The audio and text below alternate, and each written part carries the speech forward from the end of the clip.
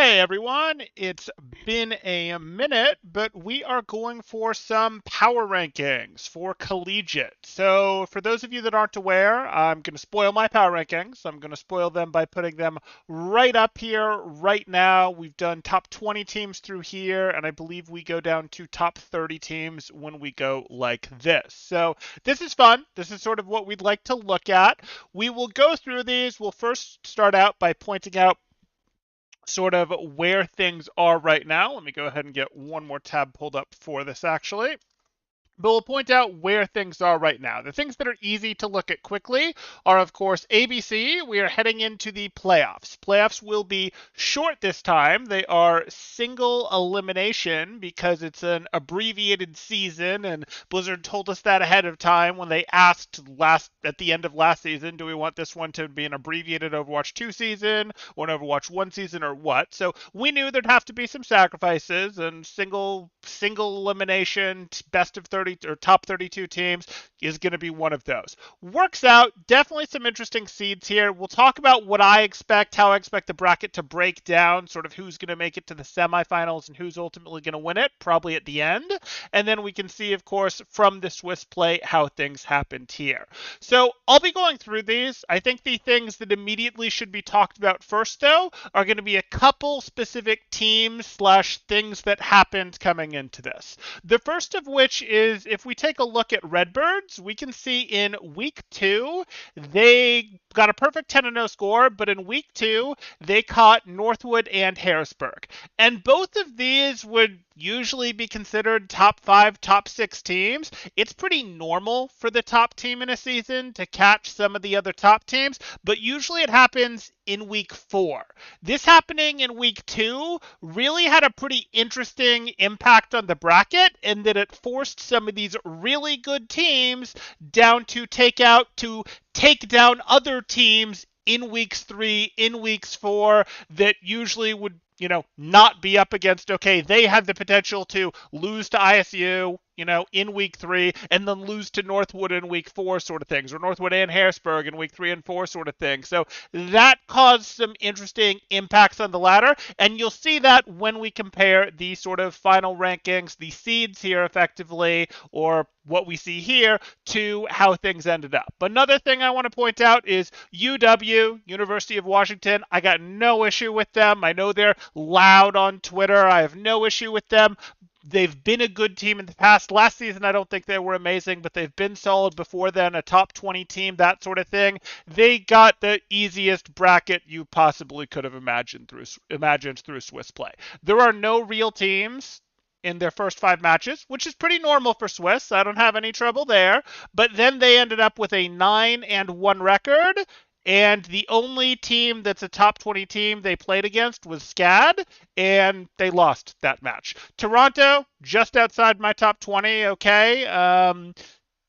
Terps, Maryland, probably like 30 if I had to, maybe beyond 30 if I had to put them somewhere in that range. Illinois Orange, that's probably like 22, 23. That's going to be past the top 20, etc. So don't get me wrong, people get easy paths through the bracket. That happens, but usually you don't get the ability to get a 9-1. You get an easy path through the bracket and you end up with a 7-3, or maybe if you're lucky, an 8-2. So I'm taking my shot at you, Washington. You had a really easy path through the bracket. Sorry, that's why I'm going to rate you so lowly. I haven't seen you win anything real. And then the final thing I'm going to talk about here is we do have 2 teams in our top 20, just barely, in UT Dallas and Saints. This is sort of Maryland, but they're having to play without an actual tank at their school on their roster, so they're participating more as like a club than as a varsity team like they normally do, and they've done some bouncing around between positions for their hopping. UTD, Dallas being extremely inconsistent this season, and Maryland with their weird hopscotch roster caused some really big inconsistencies here. University of Texas Dallas got eliminated. They are not in the playoffs, but they're also one of the best teams in collegiate. So do what you will with that. Like I said, we have a really messy bracket this year. You can see they have lost totally reasonable to lose to Northwood, to Redbirds, them losing to St. Clair and Utah. Usually you wouldn't expect that to happen for a team that's rated this well. But It did happen. I don't know what I'm going to say about that. That's just sort of like, hey, they took those losses. Those losses are real. But when we get to their wins, you'll see we can't help but rate them as one of the best teams in collegiate anyway. And then similar thing with Saints. Saints I do not think are anywhere near as strong as University of Texas Dallas. But we can see after picking up losses to University of Texas Dallas and Harrisburg, perfectly reasonable losses to pick up. They were still somehow able to find Northwood, and this in some ways dates back to ISU pushing Northwood so low so early, where they were still able to pick up a third crazy difficult loss. This last one, Ball State Esports, that's on their own. That may have been their limit, but this is a weird one in that this is a pretty strong team to have run into this much difficulty on its way through the bracket and be eliminated before we get into playoffs here. Okay, so now let's get into our actual power rankings. Why are people rated where they're rated? And as you guys know, this is live stream, so you guys are perfectly welcome to throw stuff in chat. Tell me how wrong I am. As you can see, this one is going to be extremely messy. So if we're honest, the only true monster is ISU, but the next closest thing we have to a monster is going to be University of California, Irvine. They, in an official match, did lose 1-2 to the Redbirds. They have a 9-1 scoreline in ABC. We are not just looking at ABC. We are looking at the portfolio of work in Overwatch 2. We don't really care about Overwatch 1 really at all at this point, but we are looking at the portfolio of work in Overwatch 2. They're the closest thing that we have, their only loss being to ISU. The problem is we look at their wins, and their best wins are against SCAD and Utah. So we look at this, and SCAD is going to be over here. Utah is going to be over here. These aren't amazing to prop a team up here, but they don't have any losses except to the Redbirds. They played the Redbirds pretty well. Can't really get mad at that. We're going to go ahead and leave them here. The next team we get to is Harrisburg, who we're hearing the reports is playing a fair bit worse. As you guys know, they hosted HughFest, which was the sort of collegiate esports season beginning event, but then they lost their director right after that happened. They haven't taken any bad losses that they shouldn't take. For example, their worst loss is to Fisher. Their meaningful wins would be over Boise, Rutgers, and the Saints down here, which I'm going to call Saints rather than Maryville for most of this because it's kind of a different team. So they haven't taken any bad losses, but from everything we're hearing, they're not really performing at maybe the level that you'd expect here. Then we get into the wildness that is Fisher and University of Texas Dallas. So we've already looked at University of Texas Dallas's ABC play, and we can see, hey, they didn't make it. They finished like 53rd or 54th or something. That obviously doesn't make top 32. They lost to Utah and to St. Clair. What are they doing up here? Well, the problem is when we talk about University of Texas Dallas, they have wins over Northwood, over Fisher, over Harrisburg. You can't have wins over those teams and not just like one win over one of those teams, like, oh, they lucked their way into it. They caught Northwood on a bad day. Like, they have wins over those. They have a win over Converse. They're very clearly a real team. So you look at it and sort of go, they messed up. They got themselves eliminated. They didn't win some matches that they should have won. I'm specifically looking at St. Clair and Utah matches here, but not considering them one of the top teams in collegiate Overwatch is silly at this point. And you've got I think it's an inconsistency issue where they're sort of making their new roster for this season work. And I think it's also a little bit of an issue of they may have some attendance problems, maybe a player oversleeping, maybe a player being in matches on another team. I'll let you guys figure out which player that causes some level of advance there. Maybe it's different and it's a comp structure issue or them just not being settled mentally,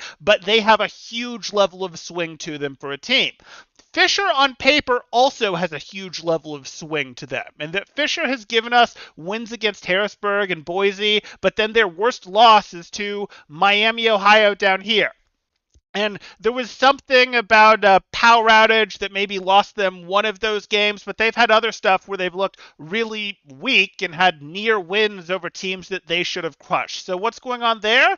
Well, as I understand it, they're fielding a roster of 10 people, and they mostly play that as two different teams and effectively have their second team fill in when they think they can. They've sometimes mixed those up, but they're all competing under that Fisher varsity team banner, so losses are losses. And again, you'd look at that and say, oh, well, if they, if it was something where they used that second team in that varsity banner slot and never actually got in trouble with it and always had that other one available, that'd be fine, but you don't really know. I would rate them higher, obviously, but you don't really know what you're going to get because they've put themselves in danger, such as losing that Miami-Ohio match, put themselves in places where they only win something 3-2 that really could have gone the other way if they hadn't made those subs, etc. So they make themselves vulnerable, and because you don't know which version of these two teams are going to show up, even though, if you ask me, these two teams would absolutely be up here. They look like teams that would be the most likely teams in some ways, every bit as likely as Irvine to get second place, or every bit as likely as Irvine to potentially overthrow ISU here. Because they have this inconsistency, we've gone ahead and knocked them down a bit here, because even in official matches, you don't know what's coming. Then we move on to Boise, and Boise's going to surprise some people by being up here. They obviously do have something pretty important to them, which is they did pick up a win over Northwood. Now, Northwood has looked a little shaken, if you asked me. They picked up this 3-0 loss to Boise, which would have just been wild to think about a month ago, a season ago, whatever. They also picked up a loss to Converse a week or two ago. Something's rattled that team or something. I'm not going to go further than that, but this is not the Northwood that many of us would remember historically, look back on, etc. I'm not just putting Boise up here for one wild win over a shaken Northwood, though. I'm also going to put them up here because, a little bit of scrimbucks, a little bit of whatever you want to call it. They've been playing quite well for this last week or two. So I don't think this was all Northwood being shaken. But maybe I'll be wrong, and maybe we'll get to see that. But our NACE playoffs, our NACE finals, are going to be between Boise and University of Texas Dallas. Again, our super inconsistent team over here, University of Texas Dallas, takes down Harrisburg. It's not fully Maryville Cohen there. It's the Saints. I'm using this, but basically they're playing as a club team that doesn't actually have the right roster. They don't really have a tank there, so they're planning to playing hop, skip, and a jump in terms of rotating players between roles, plus getting someone who, if memory serves, maybe even two people who aren't really on the team, the varsity team, to fill the roster. So, they would tell you, Maryville would tell you that they didn't compete in this season, but they sort of competed as a club, sort of in this season, off-rolling, etc. Mizzou, player-wise, will tell you that they are a Masters team, but they tend to punch above that. They tend to punch more like a 4-1, a 4-2 team, so they punch above their weight. Good on them, but they're not going to be top 32, and they didn't make, I don't believe, top 32 in the season here. So they're not as good as they have been in previous years. They've had graduations, but they do play well for the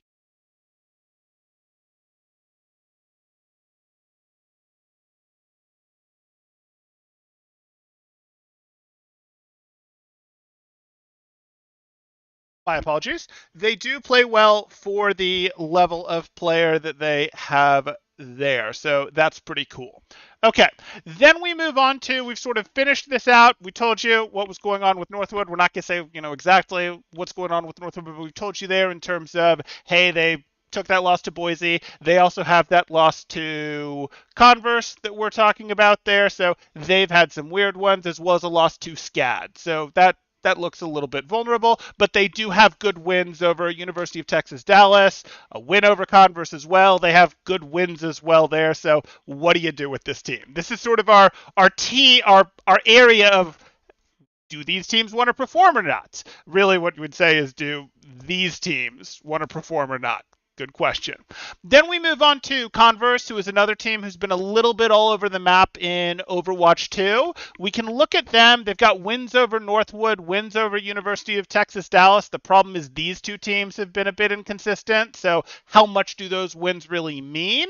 But then they've got a loss over Rutgers, who we have right next to them, and then Florida. Florida isn't even in our top 30 here, I don't believe.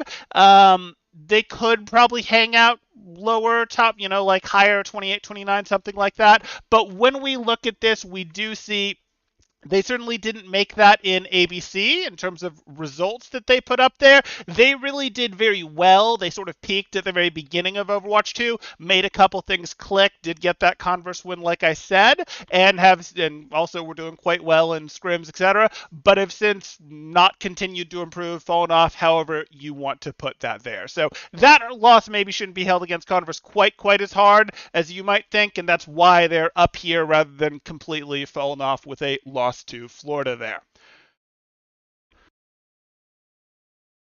Okay, so then we continue on here. We get to Rutgers. Their best wins are going to be over Converse and St. Clair, St. Clair being over here. And then their worst losses are going to be to Harrisburg, no problem up there, and to the Saints. So that hurts them a little bit. They're sort of dragged in multiple directions. They're dragged down by this Saints loss. They're pulled up by their Converse win there. They're stabilized with that Converse win a bit. One win over a better team than you doesn't necessarily mean anything, but they're stabilized with that St. Clair win. So that's why I've put them here. Would be perfectly reasonable to put these next two teams ahead of them as far as I'm concerned. But what we look at here is Bellevue. Bellevue's solid. I got no problem with Bellevue whatsoever in Overwatch 2. They've got wins over SCAD and Utah and a loss to ISU. The problem there, though, is, hey, we look at this, a win over SCAD, a win over Utah. I'm certainly not going to complain about that. Utah's a bit of a mystery in exactly how powerful they are. SCAD, we sort of have a pretty good feel for, and then we don't know the upper limit of Bellevue's power because there are looking at ISU there. Well, loss to ISU doesn't much mean anything. So 9-1, but this one, a 9-1 that we have some idea of where they're looking from here. But could they be ahead of Rutgers? Could they even be ahead of Converse? Quite possibly. Could even fight their way up here, be around a Boise, that sort of thing. Cool. So then we move on. We've sort of talked enough about SCAD from here. They've beat Northwood. They've beat UW. They've beat Rit Orange. They beat San Francisco State, which would be these Gators down here. But then they have losses to UCI and Bellevue. So this is about as high as they could be. This makes sense. Maybe you go, but they beat Northwood. Yeah, they did, but that's sort of Northwood inconsistency, maybe. Hard to really do too much with that. Bryant Stratton, BSC here, solid. I believe they belong in this tier, and as you see, we've sort of gone up with our tiers here. We don't expect too much striking up from this tier. We expect maybe some striking up from this tier, that sort of thing. I wouldn't expect many of these guys to strike up past, say, this range in this tier. Maybe strike up to the bottom levels here. But we go through here, we do see Bryant Stratton, they're not competing in ABC. They never seem to, which is a shame. They'll instead compete in NACE and NECC, and they've got win over UTD. That's their best win. But what do you do with that? UTD's all over the place, and then they've got, they've got the loss to Grand Canyon University, who is all the way down here. So you have a win over UTD, you have a loss over Grand Canyon. What do you do with a team that does that? Okay. Hard to know. It's a messy season. That's what makes power rankings hard. That's absolutely what lets everyone fight coming through this. They'd probably be a little lower if they didn't come out of Overwatch 1 pretty strong, and if they didn't have some relatively tighter losses against teams like Northwood, teams like Converse, etc. in Overwatch 2 here. But that's where we're putting them for now. Then we can move on to St. Clair. Their best win is going to be over UTD. But what does that mean? And then their next best win would probably be over Pittsburgh. Pittsburgh is solid. They're a GM team, but they'd, be in top 30, maybe top 40 range, maybe on a good bracket they could work their way into, something like a 25, a 26, that sort of thing. They're not going to do much better than that. So that being the second best win, hard to really know. Again, we're not really considering Overwatch 1 stuff anymore, but if we sort of go, hey, we don't really have a ton of reason for them to fall based on they're not losing any matches that they're not supposed to. They just don't have great wins to really hard anchor them either. because other than UTD, and UTD is absolutely serious, but no one knows what to do with super inconsistent UTD. Then we move on to Miami, Ohio, and Miami, Ohio's best win is over Fisher. You'd think that would pull them up higher, but we had the Fisher second roster, mixed roster, partially DQ'd for one, or not DQ'd, but map forfeited, power outage, shenanigans maybe. It's messy. We can't give them full credit for that. Their next best win is going to be over Ball State, who is down here, and then they've got their worst loss being to Boise. So it's hard to really put them much higher when the Fisher one definitely comes with an asterisk on it. That's the sort of thing where you go, hey, that's what you have. They're only really competing in ABC. They competed in Hue, but that was back in Overwatch 1 and they didn't qualify, so we're not really considering that. But then they're in a situation where they didn't, they haven't played in anything besides ABC that I've seen at least, so they have a very limited match count to go off of. So this is kind of what we're going to do. Okay, then we've got Utah. Utah's a little bit of a question mark as well. Light match count, only competing in ABC. Didn't compete in anything in Overwatch 1 at the beginning of the season, like NACE stuff or QFest or anything like that. So we've got even less working on that. Their best win is going to be against our wonderful question mark team, University of Texas, Dallas. And then their worst loss is going to be to UCI or Bellevue. So really to Bellevue. So okay, they lost to Bellevue. Lots of teams would lose to Bellevue. That doesn't tell us a ton. Bellevue's better than, most of the 200, 300 teams competing in this. And then they've got a win over our question mark team. Now, to even be in range to beat a weird version of University of Texas, Dallas, you have to be pretty good, which is why we've put them up here. Just like Miami, Ohio, even to be in range of beating an asterisk Fisher has to be pretty good. So we've put them up here. But that's kind of all they've really got going for them when we look at their matches. So then we move on, and I would say these two are a little bit asterisk-y, but we're putting them in this tier. And I'm going to be honest, while there's been tons of variance even throughout here in terms of, hey, this is an asterisk thing, this is an asterisk thing, this doesn't have the high-level support, this doesn't have the high-level support, this has a very high and a very down to it, this has been all over the place, Fisher's been all over the place, UTD's been all over the place, Northwood, what's going on here? Harrisburg, maybe, but they don't officially have the losses. Even though this has been very high variance, I'm going to be honest, this is probably where I consider the end of the rankings being serious. And that's because this is just going to be a mess. I expect to get some level of fighting on who I've put in the rest of these rankings. And maybe I expect to get some fight to here. I think we're actually pretty clear that once we get past Penn State, there probably is meaningful fall off here. And the reason for that is these matches have been traded so heavily, so messily, it's ridiculous. So let's look at this. We've got Red Orange, who I'm going to put at the top team in this cluster. And Red Orange has themselves a win, actually 2 wins over Northeastern, as well as having themselves they've got that. And then we're going to look at Ohio State, and they've got a win over Northeastern as well. Okay, so we're well established. But hold on, let's go back to Red Orange. Red Orange has a loss to Iowa State. Huh. Okay, well, that's a little weird. Why isn't Iowa State rated higher if they've got that loss to Iowa State? Well, Iowa State has that nice win over Red Orange, but they've got a loss to the Longhorns, who don't even make it onto our list. And it's not wrong of them to not make it on our list. The Longhorns don't have, good wins, don't have anything. They're not really a top 25, top 30 team. That's just sort of reality. Okay, so then we get there, and it doesn't get less complicated from here is the problem. We can go over and take a look at Ball State. Ball State, we can see, they've got a win over Saints. They've got a win over Penn State. Yeah, that's pretty good. That makes a lot of sense, but then they've got a loss to Grand Canyon University. Okay, well, why isn't Grand Canyon University higher? Well, Grand Canyon University has a loss to San Francisco State, so they can't be ahead of our San Francisco Gators, right? That's how that would work. Okay, that sort of makes sense to me. So why haven't we put the Gaming Gators higher? Why are the Gators down here? Well, the Gaming Gators have their win over Grand Canyon. They've got their win over Toronto. Everything's looking perfectly great here. But then we're going to see that they have a loss to the Saints.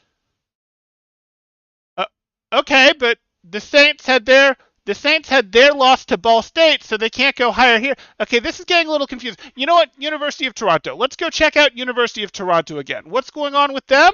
Well, they had that loss to the Gaming Gators, but they have a win against Ohio State. Uh, how do we work with this, guys? How do we work with this? Like, this is a convoluted mess, and this isn't like, oh, teams massively improved from, their win was 4 weeks ago and their loss is now, and they got better over the course of 3 or 4 weeks.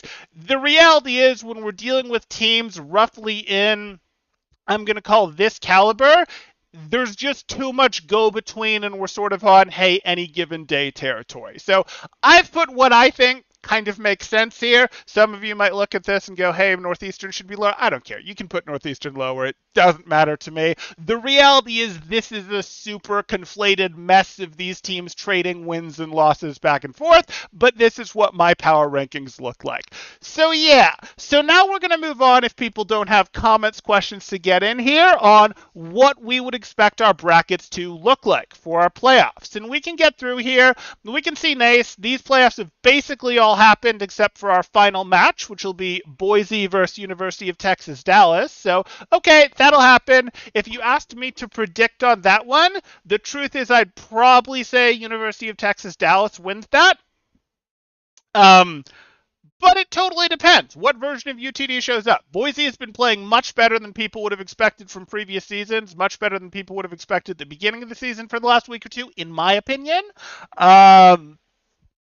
But, and they did beat Northwood, a weird Northwood, but they beat it, and UTD can be all over the place in which version shows up. But the much more interesting one in my mind becomes, what do we look at here in terms of our bracket? And I'm going to zoom out, make things so that we can see the whole bracket. But how do we predict our bracket run? And if we're going to predict a bracket run, we would expect Redbirds. We don't even have to look who they're up against. We would expect Redbirds to go all the way and win it. Okay, nothing too wild there. Redbirds is going to win against whoever they're up against. Are there teams that could challenge them? Yeah, absolutely. Fisher could potentially do it. Irvine could potentially do it. University of Texas Dallas might be able to do it. Those would all be teams that if things go just right for them could potentially do it. Hey, they've got shots at potentially making this happen. If Northwood were to recover, if Harrisburg were to recover, maybe they'd potentially be in range. This is not the American Tornado level ISU. This is just a very good ISU that we're looking at here. But let's look at this now from the other half of the bracket. Who could potentially meet them in the finals? No, this is this season. We have finished Blah through the Swiss play. The Swiss play was 10 weeks, and it looked like this. Here are completion of our Swiss play. And then from there, they sort of gave us a few weeks off, and we will be looking at, I believe it's on December 2nd there. Let me take a look. I believe it's on so this week we will be looking at the finals of ABC, which is kind of the big last shebang of the semester, season, whatever you want to call it there. So ISU, we would expect, let me line that back up, to make its full run through. That would be the most probable thing. So who on the other side of the bracket could potentially meet them there? And we're looking really, as we look around, we're thinking, hey, where's Fisher? UTD already got eliminated. They can't do it. Where is UC Irvine? Those would be maybe where's Northwood or Harrisburg. Those would be the schools that we're really looking for here. So we take a look, and we are going to find Fisher here. And who does Fisher run into on here? Are they going to run into any of those other teams? Well, Fisher can win their first round against RPIA. They can beat Utah, who I would expect to pretty handily beat Grand Canyon. The Grand Canyon has been weird. Everything down in that 16 to 25 range has been weird. Then we'd see they go through and they'll be up against either Miami, Ohio, PSU, or St. Clair, PSU being Penn State. So probably St. Clair or Miami, Ohio. I would go with St. Clair on that, but maybe it'll be Miami, Ohio. Either way, they win that. And then did they have someone coming from the last quadrant of the bracket that could give them trouble? We see Harrisburg. Harrisburg is the first real threat that they could run into here.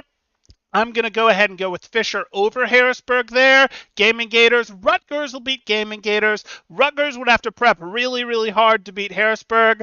I don't think that happens, but, you know, I suppose it's not out of there. That ISU is Iowa State, not Redbirds. And then UCSD, that's San Diego, Akron, Bellevue. None of them are quite going to have it, so we see this and Fisher makes it through here. We can go ahead and draw Harrisburg because we do expect that, you know, they're one of the teams that we'd track as a potential winner here. They should go through and terminate about here.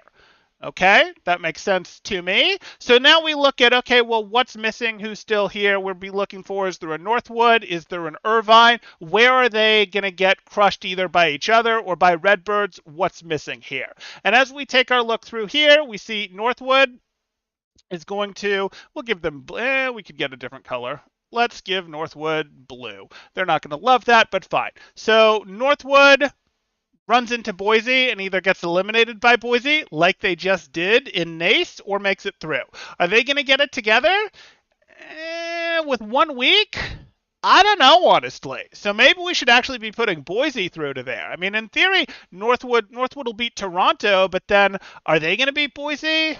What's going to happen here? Is this going to be a thing where we actually see Boise go on and get eliminated? It doesn't really matter. Neither of these teams are making it to the semifinals. Sorry, but let's go like this because Boise has the most recent win here. Hey, Neb, how you doing? We're doing some power rankings. And then the last one that we really want to find on here, because, you know, there's shots of them getting through, would be Irvine. So we have to find ourselves the Anteaters, UCI. UCI, what color are you going to be? You can be red. That's fine. I know that's not their color. And so we look at Irvine and see what does their run look like. UCI Anteaters, Rebel Crusaders, don't matter. Illinois Orange or Ashland, probably Illinois Orange. They run into Ohio, who would be more threatening at the end of Overwatch 1, hasn't been extremely powerful in Overwatch 2, or UW. I know UW is 9-1. I know they have like the 5 seed. It's not real. They lost to SCAD. None of their wins are over top 20 teams. So what we're actually looking at is UCI makes it to the semifinals. So our semifinal teams are Redbirds, UCI, Fisher, and Harrisburg. I'm predicting our finals, since this is single elimination, to be ISU versus ISU versus Fisher in the finals, and ISU to ultimately take that win. Did I get the bracket right? Am I wrong? We're going to know, you know, in a week plus here. We see that our first 2 matches are going to happen on Friday there at 4 p.m. Pacific and 5:30 p.m. Pacific. And what do the power rankings look like? Did I totally butcher these? Are you guys on the same page, vastly different pages? I, of course, gave you some of the best wins and worst losses for everyone. I showed you what an absolute convoluted mess all this was. I also showed you how many crazy, wild, what version of these teams are going to show up we were looking for in terms of, hey, you teams are absolutely making things difficult by playing with very, very high levels of variance. So let me know. Let me know. What's Fisher out in the rankings too? No, Fisher, you guys are hanging lower than that in the rankings, but I've sort of covered this. If you actually asked me who the second best team is, you know, like who I think, if Fisher shows up correct, you know, wanting to win, playing correctly, etc., I think the truth is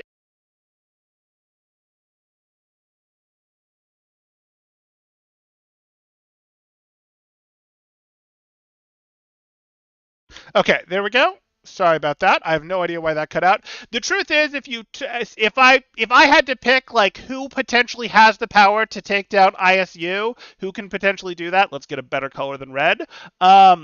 My answer would be, hey, ISU is great. The only 3 teams who really seem like they have the potential to do that are these 3 teams. So you might be asking, why have I put Harrisburg ahead of Fisher and UTD? Why are Fisher and UTD down here? Because Fisher and UTD are being so high variant. So if I'm treating these power rankings as a what is anyone's odds of beating anyone else on any given day, well, Fisher might show up with their second lineup. They might show up with the mixed lineup. UTD might show up without a certain player. They might show up in a situation where someone's still asleep or they haven't pieced it together, that sort of thing.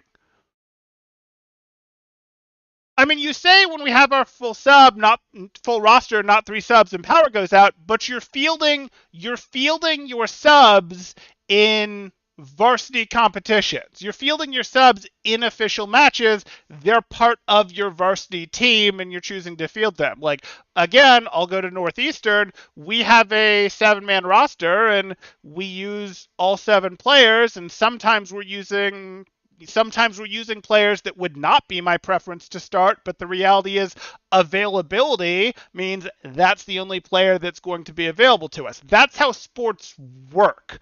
Like, I know that's a little bit weird to esports people who are like, no, you do this, or they come from contenders or tier 3 where they've made it their whole life and they're dedicating, 30 to 50 hours a week to it. I know that's weird, but like, this is the collegiate scene where we understand these are full-time students plus athletes. Some of them might have jobs or family commitments or other things on top of that, because that's what real life is like when you're not in Overwatch League, when you can't make it. This is my priority for this. This isn't one season of going hard in tier 3. This is collegiate, where you have to keep grades, you have to do those things. And with that in mind, there's reasons rosters are bigger than 5 people. Fisher and ISU only 2 contenders collegiate teams. That's cool. I mean, that's cool.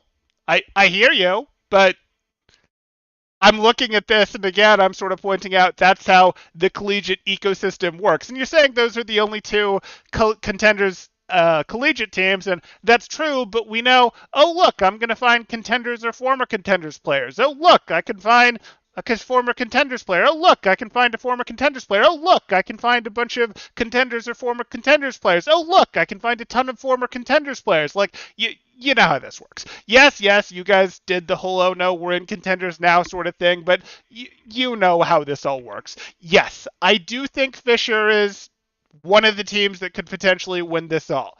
I would say these are the 4 teams, and I know Harrisburg being there is going to be weird to you, but Harrisburg hasn't lost any matches that they're not supposed to lose yet. Like, if you're Rutgers, for example, let's say you're on Rutgers or Bellevue, and you're looking at this and you're saying, hey, I'm on Rutgers, Bellevue, SCAD, whatever, are you more likely, based on the history that we've seen, to beat Harrisburg, who doesn't seem to lose any matches yet? Maybe that'll change, that we wouldn't expect them to lose, or to beat a Fisher or a UTD or Northwood, who seem to be a little bit more weird. Well, Fisher might go, well, Rutgers isn't a threat to us, and let's field a couple of our subs or a mixed team or that sort of thing. The power outage is unfortunate, but that's not the only match that has gotten dicey for you guys with some of these things. I mean, should Rid Orange be taking you 3-2? Really? Really? Should it be that close at LAN? You see where I'm going here. Okay. Why am I not biased enough to put NEU at the top? That's a good question. I'm thinking Lucky, the Winston player, subs in for Northeastern and they win the entire tournament. Ah, yes, Lucky. There we go. It's not single limb. I know. It's single limb until top 8. Yes, that is correct. So we can look at this and we can go, you're right, we could go do this, but I'm pretty happy with, let me go back to our bracket here. I can refill this out pretty quickly for us because you are correct. Let me go here. I'm pretty happy with, you can call it finals of Fisher versus Redbirds. But as we get through this, we see that. Let's re-grab Fisher. Let's go ahead and get Irvine, because they're actually another threatening team here. Irvine, like it there. And then we really care about, from here, in theory, Harrisburg, Orange, brown isn't orange. Orange. Harrisburg, let's plot how deep that gets. So we're looking at this, and we're looking at what doing there? Single limb top 8. So we've got to get top 4. This would get us to our top 4. So we get to go to here for our top 8, which will give us all of these as well as one of Boise or Northwood. Might as well fill out our top 8. I went ahead and put for this, let's not use this color again. Sure, we can go here. Let's go ahead and send Boise through. Let's go ahead and get a few more to go with this. Who are we going to get for our top 8? Gad will be, that's not a great color choice to use, but we'll do it. And then let's get our last top 8. Who I'm going to put as St. Clair. Do we have a green? There we go. Who we'll put through as St. Clair. And then among these, I'm still going to go ahead and go 1, 2, 3. And I don't really care beyond that because we sort of get into you guys are going to fight in the lower bracket and you're lower bracket final and Fisher comes out on top. Okay. Okay. Do we have anything else that we're missing here? 6 colors. I can use 6 colors. I have more color options. I know I doubled up on yellow there, but so be it. Didn't pick the bottom top 8 group. Oh, you are correct. Thank you. Thank you. Let's get a darker blue. And we look at this. I mean, it's Bellevue. Oh, yeah, it's Bellevue. So Bellevue goes into there. Who should ideally be purple? Purple. There we go. That's what we're looking at. Okay. Anyone besides Neb want to fight me? No? We're good?